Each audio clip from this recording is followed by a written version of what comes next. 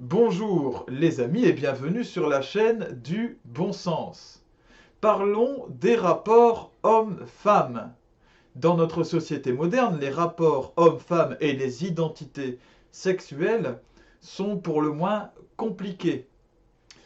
Ainsi, il y a eu le développement d'une idéologie propre aux femmes qu'on appelle le féminisme. Propre aux femmes, ce qui n'empêche pas certains hommes de le défendre. Le féminisme, un pendant féminin du machisme, c'est-à-dire une volonté d'accorder plus de pouvoir et quasiment un exclusif pouvoir aux femmes. Bien, il y a nombre de féministes qui défendent l'idée qu'en fait les hommes sont inférieurs aux femmes et sont moins bons. Nous avons donc l'exact inverse du machisme, qui est tout aussi condamnable et apporte tout autant de problèmes.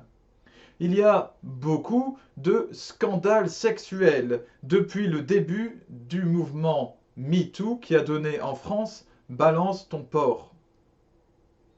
Des femmes agressées se sont mises à dénoncer publiquement leurs agresseurs, des hommes qui se sont crus tout permis, ont cru qu'il était possible d'agresser sexuellement une femme sans conséquence. Là aussi, c'est un signe de la difficulté des rapports hommes-femmes et surtout de la guerre des sexes qui se développe. Les rapports hommes-femmes sont donc déviants. Les femmes cherchent à devenir des hommes, les hommes cherchent à devenir des femmes. Évidemment, ça ne concerne pas tout un chacun, c'est une généralité. Et parfois même physiquement, eh bien, les hommes cherchent à devenir des femmes et les femmes des hommes par des opérations, puisqu'aujourd'hui la science le permet. Dans le collectif du bon sens, nous disons que tout cela est signe d'une décadence, d'un manque de repères, d'une déviance par rapport au sens originel et à la stabilité des rapports hommes-femmes. Quelles sont donc les solutions qui sont apportées? D'abord que l'éducation, de manière générale, parents, éducation populaire et surtout l'éducation nationale, fasse l'apologie de la différence entre hommes et femmes et l'apologie en même temps de leur complémentarité prodigieuse. Puisque c'est en étant différent que l'on peut être complémentaire. Ainsi aussi, que les incitations publiques, publicité, télévision, etc., à la déviance sexuelle, que ce soit le fait d'être un homme et d'aller avec un homme, de coucher avec un homme, ou une femme avec une femme, ou alors de changer de sexe soi-même, etc. Ou alors la glorification, ce qui existe, du mépris de l'autre sexe.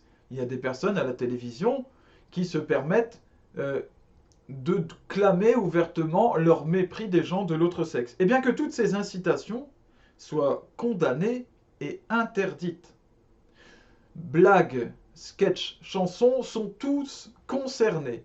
Il est bien facile, à l'instar de Charlie Hebdo ou de certains humoristes, de dire « je plaisante, c'était une blague ».